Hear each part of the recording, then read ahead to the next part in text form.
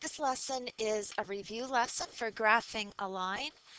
And in this lesson, we're going to be looking at how do you graph a line if I'm giving its equation or table of values. Also going to look at how do you write the equation of a line if I have its graph.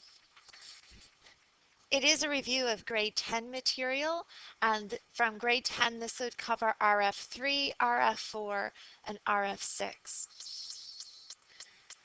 First thing I want to do is remind you about slope. When we're looking at slope, we have four different types of lines that I want us to concentrate on. This first one, it's directionality. So it is going up to the right.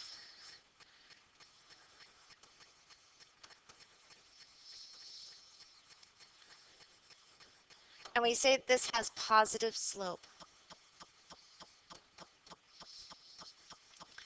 When we talk about a sign with slope, it's really indicating a direction.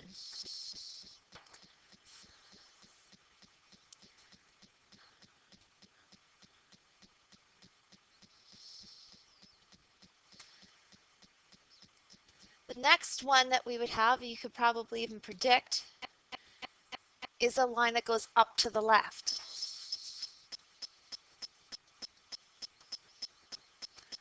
And this is negative slope.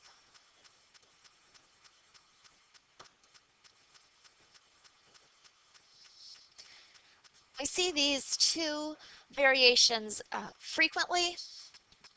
The next one is a special case, and it's a horizontal line. And a horizontal line has zero slope.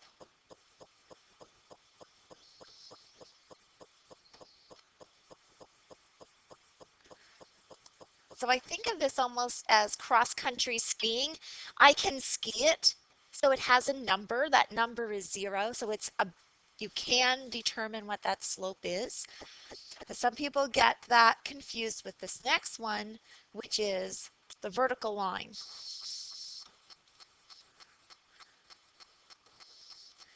And a vertical line has undefined slope.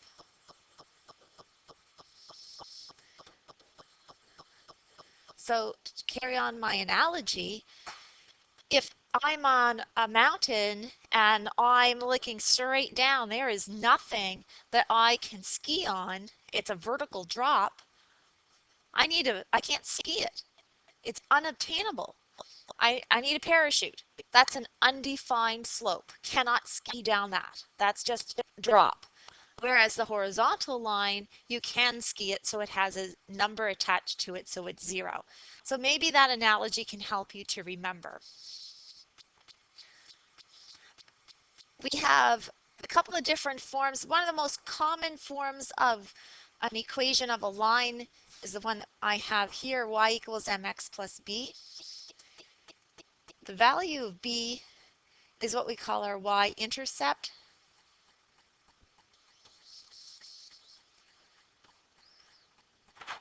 And the m, that is the coefficient on the x, that is our slope. So we get information directly from that equation.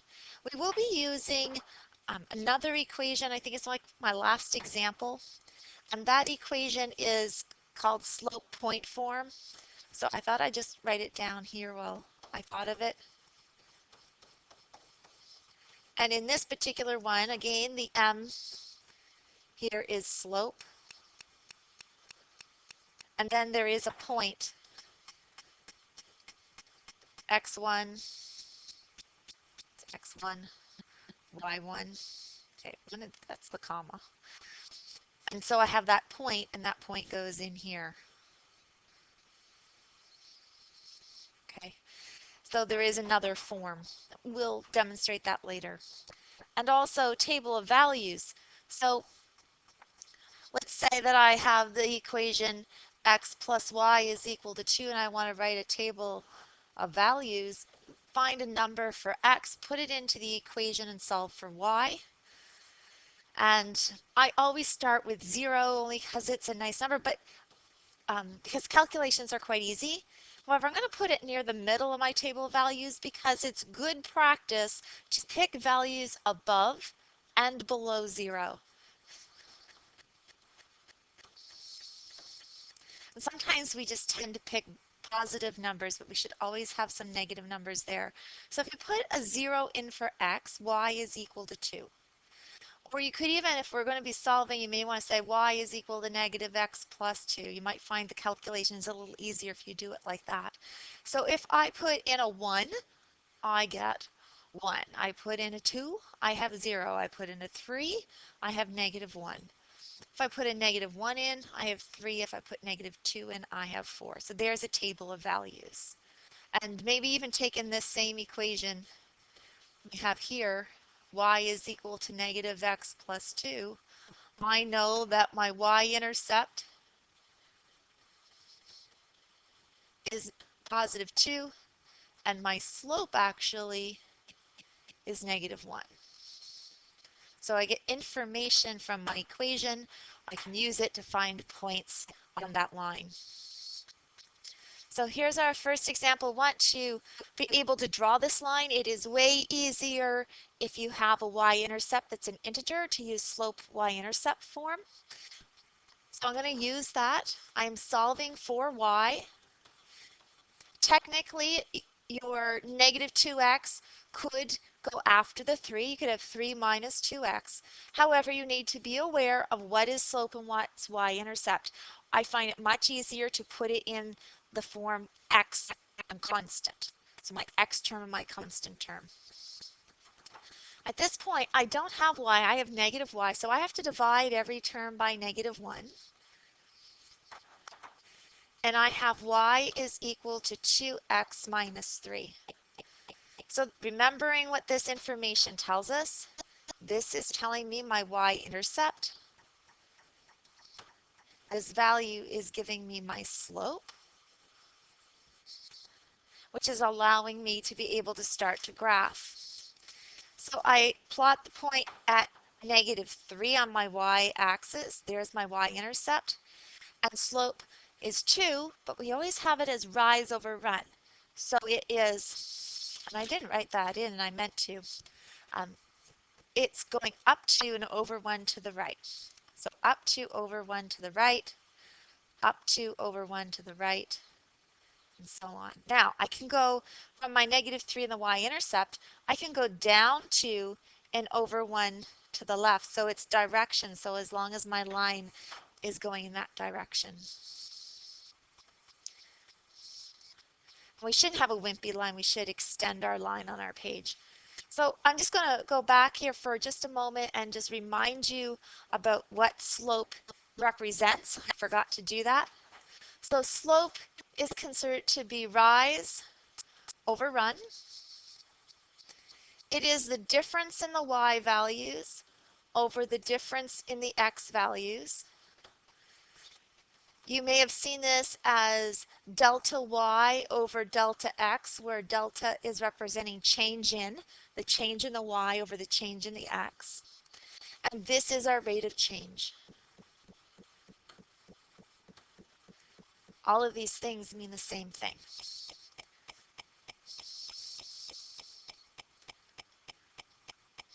Let's try this next example. All right, so I'm going to put it into y equals form. I'm going to solve it for y.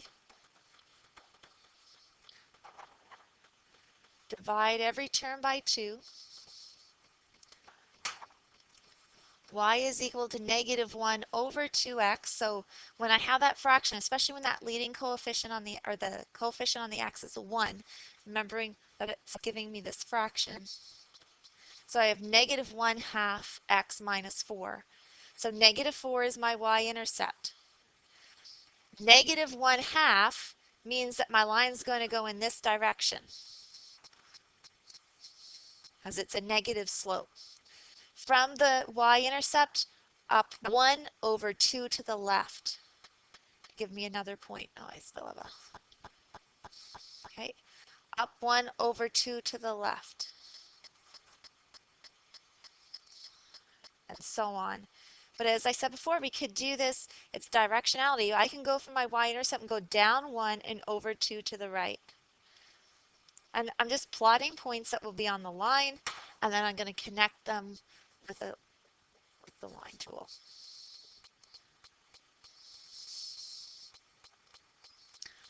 This one looks a little different. This one has, this is a special case. So let's look at it. What does the 4 represent? Well, there's no x. It's not the coefficient on the x term. This is my y-intercept.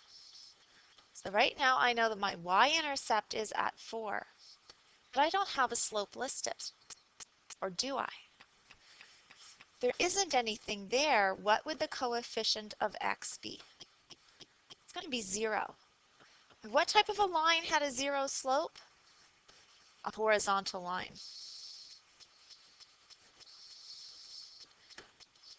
I want you to note that this is a function.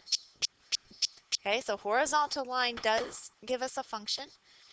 And we can write that equation y equals, so that's identifying our function. Well, this one is a little bit different. I have just an integer, and it's saying x is -3. So x equals -3, but every x is equal to -3. And so what I get is a vertical line. And I want you to note that it is not a function. It's the only line that we have that is not a function. And it's not written in y equals form because there are no y values listed. It's all of them. So this is a vertical line. And it's not a function. So that might help you to recognize it, that if it starts with the x, or it's just like the equation x equals -3, or x equals 2, or x equals 10, that x equals equation is going to identify it as a vertical line. Let's try this one. And try this one on your own, and you can just join back in, press play whenever you're ready to see the answer. So I have 8y is equal to -5x plus 6. And I'm dividing again every term by 8. And I have y is equal to -5 over 8x plus 3 over 4. That's a little bit different. How am I supposed to plot 3 over 4? It's not an integer, so it's going to be very hard to draw that line. So because of that, we're going to use a different strategy. What we're going to do is we're going to go to our table of values. So there's always a way. And when I do my table of values and I put in a 0, I'm going to get 3 over 4. So that really didn't seem to help me much, because that's my y-intercept, and that's where I started. And I'm like, okay, well, if I could put in a 1, that's not going to help because I'm going to have these fractions. And sometimes I need to eliminate that fraction. I'm thinking, okay, if I could have a 2, that's a possibility because now I've got even numbers and I might be able to cancel, divide out common factors with that 8 and 4 denominator. So let's try a 2. And if I put a 2 into this equation,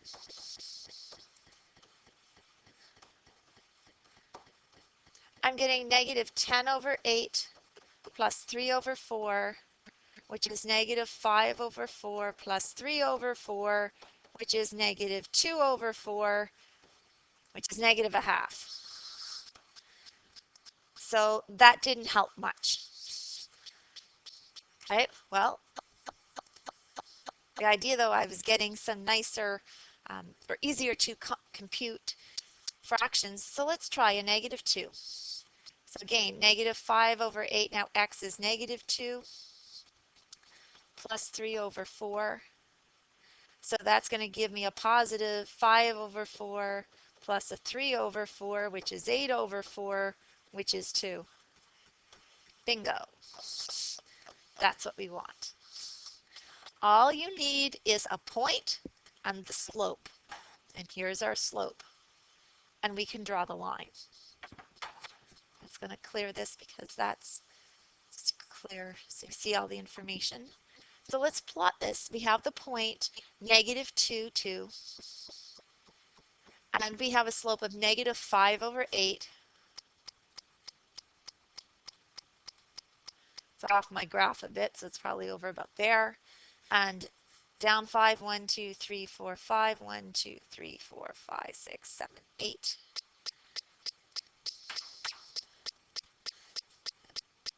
Can easily match up those. I knew that one's probably going to be off a bit. Ah, it was pretty close.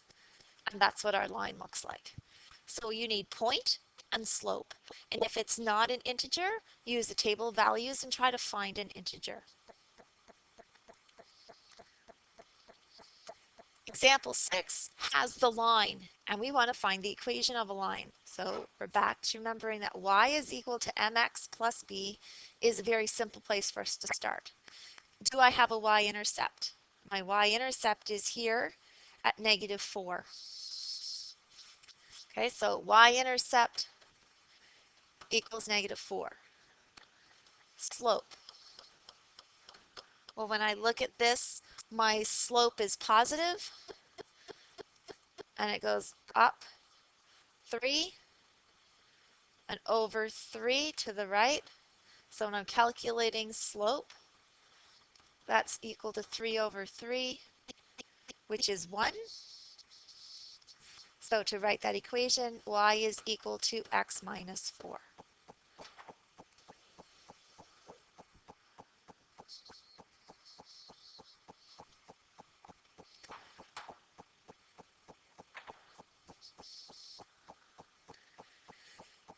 Okay, this one's similar. My y-intercept is here, and it's at 0. My slope is negative. Up 4 over 3. I know it's negative because of its direction, so I said it was a rise of 4, a run of 3. So the equation is y is equal to negative 4 over 3x plus 0. So we leave it as y is equal to negative 4 over 3x.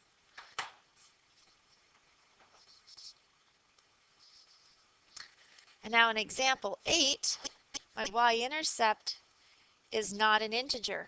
It's not crossing right here. It's up a little bit. So it's going to be negative 5 something. We're not really exactly sure. Well, we can tell our slope. It's positive. It's 2 over 3, so we do have slope. We have 2 points. We only need to have one. So we'll pick this one right here. So this gives me 4, negative 3 as my point, where the x is 4, the y is negative 3. And this is that special case. Okay, I better write this down. I said 4, negative 3. We're going to use point slope form because the y-intercept I cannot read from the graph. So this is the equation for slope point form.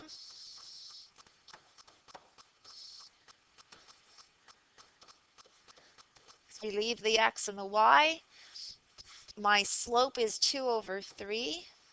My x is 4, so it is subtract 4. And y subtract negative 3. So my final answer is y plus 3 is equal to 2 over 3 x minus 4. And that is the equation of this line. You can simplify that to put it so it's in slope-intercept form, but this form is correct and valid.